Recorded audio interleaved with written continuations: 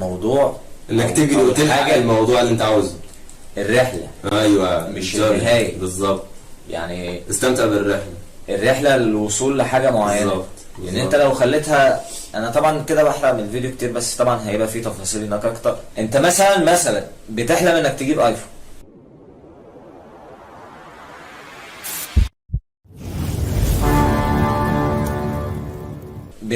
تجيب ايفون، واشتغلت وبتاع وحوشت الفلوس ورحت تجيبه وجبته شهر 2 3 سنة 2، هتحس ان قيمة الرحلة للوصول للايفون مثلا مش زي قيمة الايفون لما مسكته. يعني دي الرحلة ذات نفسها اعز من انك وصلت للايفون. ده غير ان انت لما مثلا توصل للهدف ده ممكن تستتفهه او تبقى شايف ان الموضوع عادي، ما كانش بالصعوبة دي ولا صعوبة ولا أهمية. فالجمال الموضوع في الرحلة مش في النهاية. مش في الرحلة بس، كمان في انت في الرحلة بتاعتك انت بتتعرف على ناس، وفي ناس بتبقى كويسة يعني وبتبقى كنوز. يعني انا مثلا انا اتعرفت على فلاش ده بالصدفة. فلاش ده اللي هو المنتج بتاعنا الجميل، اتعرفت عليه بالصدفة. انا كنت قاعد في الكلية بغني يا عم هنحكي الحوار ده مروان موسى يا اسطى، في حاجات كتير عايزين نحكيها. طب انا جربت تراك اصلي. المهم ما دخلتش المجال ده من الفراغ يا صاحبي، دماغي بتضرب طخطاخ، دماغي شيف على البيت كأني طباخ. الموضوع ده برضو فيه ايحاءات حلوة، وانا بحب النوع ده من الايحاءات اللي هو يعني مثلا ايه، زي برضو في حاجة جاية تبقى فيلم وانا مخرجه، علشان كده اسمي شادو. اوعكوا تتعقدوا في الحرب وقصادي تخسروا، اللي هو بتمثل ان انت حاجة ومحترف في حاجة معينة، بس الحاجتين دول داخلين على حاجات تانية. يعني انا دماغي على دماغي على البيت كأني طباخ، دماغي شيف على البيت كأني طباخ. مش عارف الموضوع صعب. انا المفروض جايب الليركس على جنب، بس قلت بقى التراك مع الليركس برضه.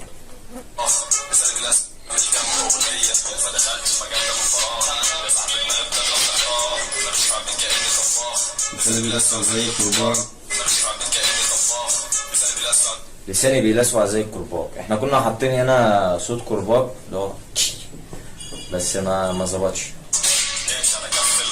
طبعا اللقطه بتاعت بيومي وهو بيعمل كده دي كانت في حته تانية، بس انا جبتها عشان تركب مع دي، لاني ركزت في التراك ده.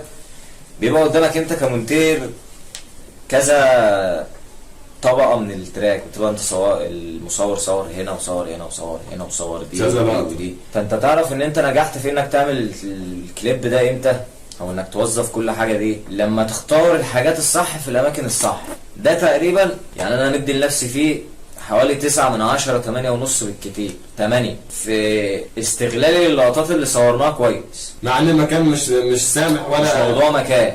انا دلوقتي واحنا بنصور انا لقطت بعيني كام لقطه كده، قلت دي انا هحطها في الكليب. باصص انا على الكاميرا وهي بتاخد الشوت، عجبتني الحته دي بالزاويه دي بالحركه دي، فانا حطيت في دماغي كده، لان انا طبعا انا اخرجت الكليب وفي نفس الوقت منتجته، فكنت بلقط كده دي عايز احطها في الحته الفلانيه ودي ودي ودي، وفعلا نجحت في ان اعمل كده يعني، وشابوه ليا جامد والله. طيب انا اللي هسقف لك بجد، شابوه ليك فعلا. انت تعبت فعلا في الموضوع بجد، ده حقيقي. هنيك على الشغل. نمشي على كف الأقدر نمشي دي، انا سمعت البتاع دي كتير، بس يعني نمشي على كف القدر نمشي. يعني بص، هي المطرح ما توديك. تيم كله كده. والله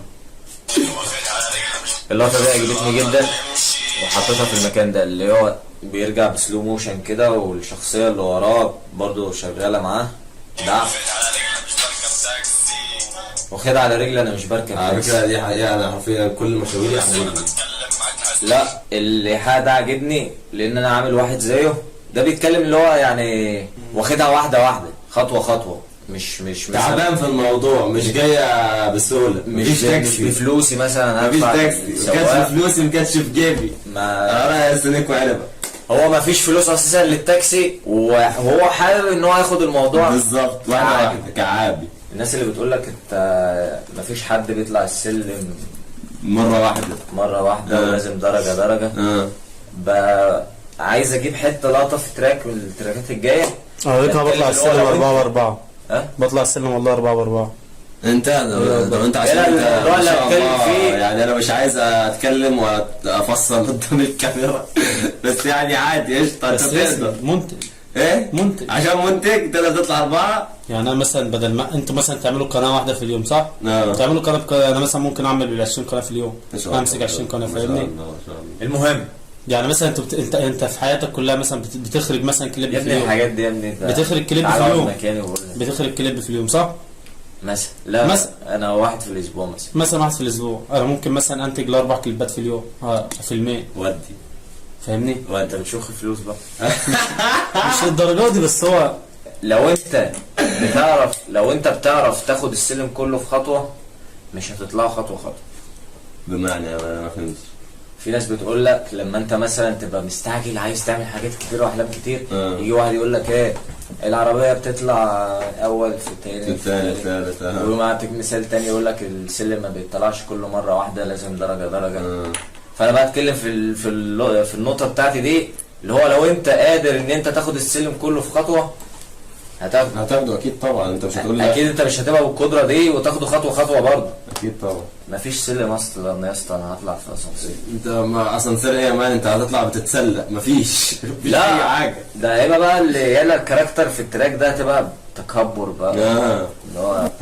اللي هو ايجو كتير ها. يا ابني ده في حته فيها بتتكلم اللي هو ايه لما السباق يبدا بقعد لغايه ما اخر واحد فيكو قبل الخط واجري اسبق. انا ماشي بضعف السرعه اللي انتوا اخركم بتمشوا بيها. انا سابق سايق رايق وانت فاكر اني مقضيها. ليه؟ انا بسبق الون وانت مجنون فاكرين عايشها مريحه.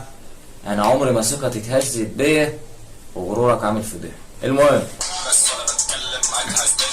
بس انا بتكلم معاك لاحظت انك توكسيك. انت عارف دي يا اسطى دي انت بتقولها لحد. انا مش يعني لحد واحد، لكذا حد. لا لانون بيرسون ولا شخص بعينه؟ لا مش شخص بعينه بس شخصيه يعني. شخصيات كذا شخصيه. انا يعني بص، انا الاول ما كنتش بعرف الشخص لما يتكلم معايا عايز يوصل لايه، بس حاليا بقيت عارف. يعني مثلا بقيت عارف. لا ما خليني انا لا عادي طالما يعني في حاجات تشرحها وبتاع. هاي فاهمني. فانا الاول كنت ما اعرفش الشخصيه اللي قدامي عايزه توصل لايه او هي تتكلم معايا افهمها من الكلام. لكن دلوقتي من ساعه ما جيت مصر بقيت ايه يا نيجا منتج الحوار. لا مش كده يا اسطى.